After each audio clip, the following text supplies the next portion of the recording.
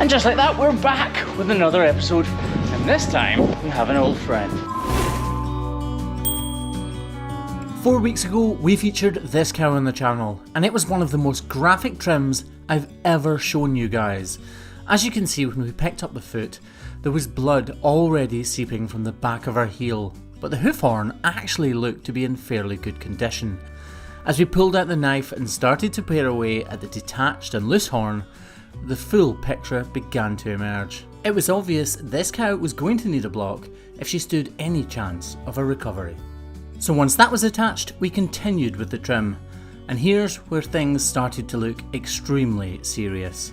As you can see, the whole of the hoof horn was completely detached from the foot within.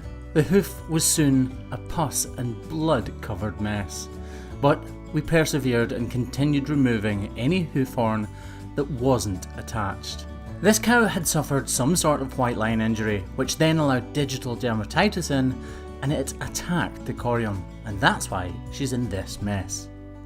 This cow comes from a herd of almost 600 cows. That's like a village of 600 people, and she is the only one within the herd that had hoof problems anything like this.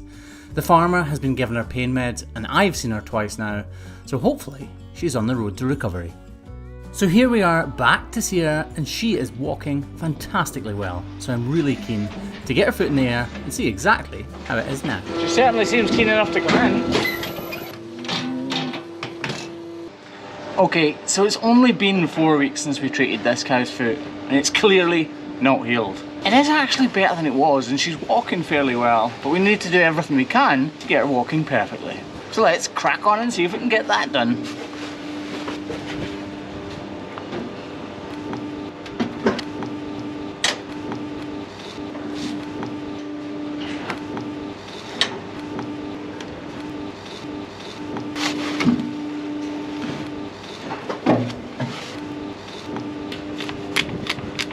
I'm not gonna lie, it's not much better at all, is it?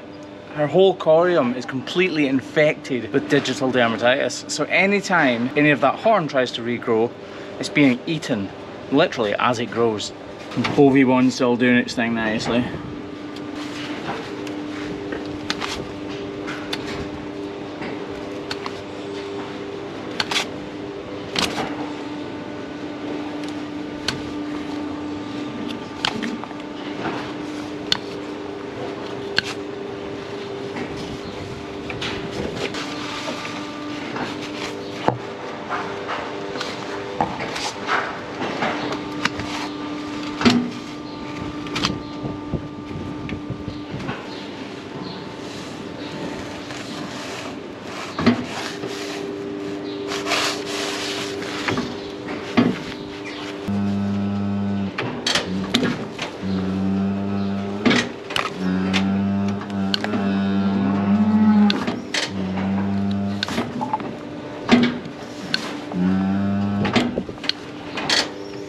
I'll be honest, I was hoping that this cow's recovery process was further along than it is.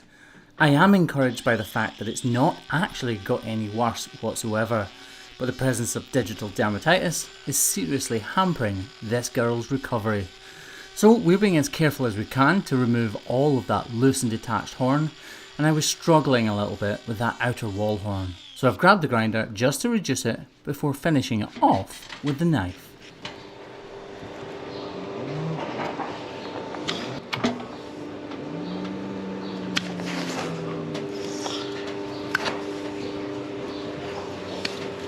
Right.